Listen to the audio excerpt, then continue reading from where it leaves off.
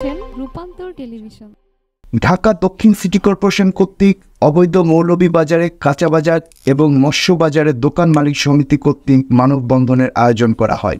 উক্ত আয়োজনে বাজার সমিতির সভাপতি শফিকুল ইসলাম, সাধারণ সম্পাদক মোহাম্মদ সিরাজ উদ্দিন, বশির উদ্দিন, উপদেষ্টা হাজী মোহাম্মদ মুসলিম, মোহাম্মদ হাবিবুর রহমান সহ প্রমুখ ব্যক্তিবর্গ বক্তব্য দেয়। তাদের অভিযোগ, সাবেক মেয়র তাপস এবং কাউন্সিলর আলমগীরের সন্ত্রাসী বাহিনী দ্বারা চাঁদাবাজি এবং লুটপাট তাদের অতিষ্ঠ হয়ে ওঠেন। 5ই আগস্ট বিপ্লবের মাধ্যমে যে স্বাধীনতা অর্জন হয় তাতে চাঁদাবাজি বন্ধ হয় এবং ব্যবসায় জীবনের শান্তি ফিরে আসে। কিন্তু কিছুদিন যাবৎ একদল সন্ত্রাসীরা নতুন করে চাঁদাবাজি পায়তারা করে এবং ব্যবসায়ীদের বিভিন্ন প্রকার হুমকি দেয়।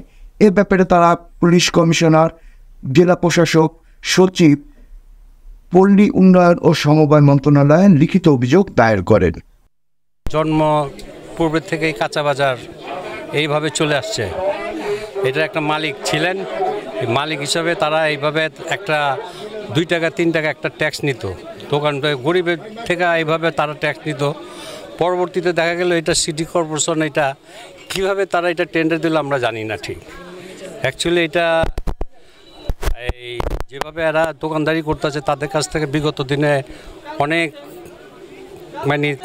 রোজ 400-500 টাকার নিত, কিন্তু ইদানিং দেখা যাচ্ছে আবার এই কিছু স্বার্থন্বেষী মহল আবার টেন্ডার নিছে। এটা টেন্ডার কি বৈধ না অবৈধ, এটা আমি মনে করি এটা অবৈধ।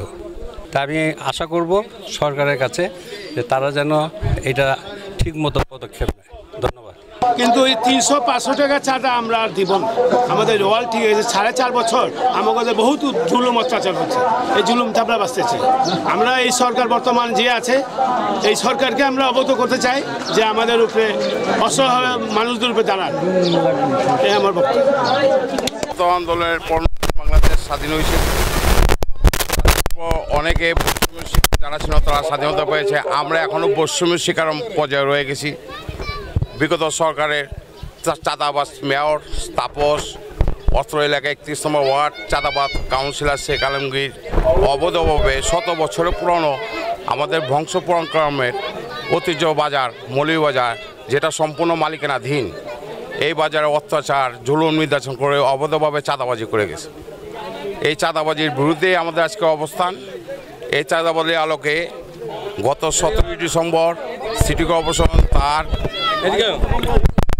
ওয়েবসাইটের মাধ্যমে নতুন করে চাঁদাবাজির অবৈধ যারা তফসিল ঘোষণা করে, সেই আলোকে আমরা সিটি কর্পোরেশন, স্থানীয় সরকার মন্ত্রণালয় সচিব, ডিসি নিকটস্থ থানায় আমাদের অ্যাপ্লিকেশন জমা দেয়।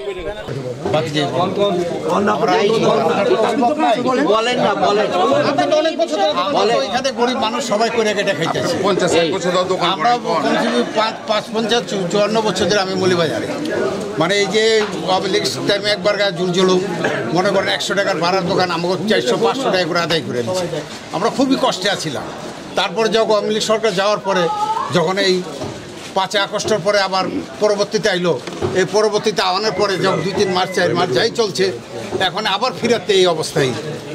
এই শেখ আলমগীর সম্পন্ন দখল করছে তাপসের শক্তি দিয়ে, তো এগুলি ভালো না। আমাদেরকে আপনারা যদি সহযোগিতা না করেন, সরকার সহযোগিতা না করে, আমরা কোথায় যাব, কার কাছে যাব, কার কাছে বলবো? এর কথা আপনারা সুবিচার করেন।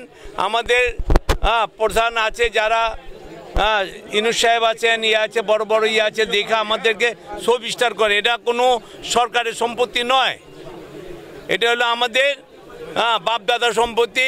আমরা এই জমিদারে মাত্র আমাদের থেকে 4 আনা নিত খাজনা আগেকার, পরে 1 টাকা নিত, 2 টাকা নিত, এই এর উপরে লাইনি। তখন থেকে আমরা এটা করে আসতেছি। আপনারা সাংবাদিক সাহেবরা আমাদের এটা শুভেচ্ছাটা আমাদের একটু উপরের দিকে একটু আমাদেরকে জানান, আমরা বড় কষ্টে আছি এটা নিয়ে। আসসালামু আলাইকুম।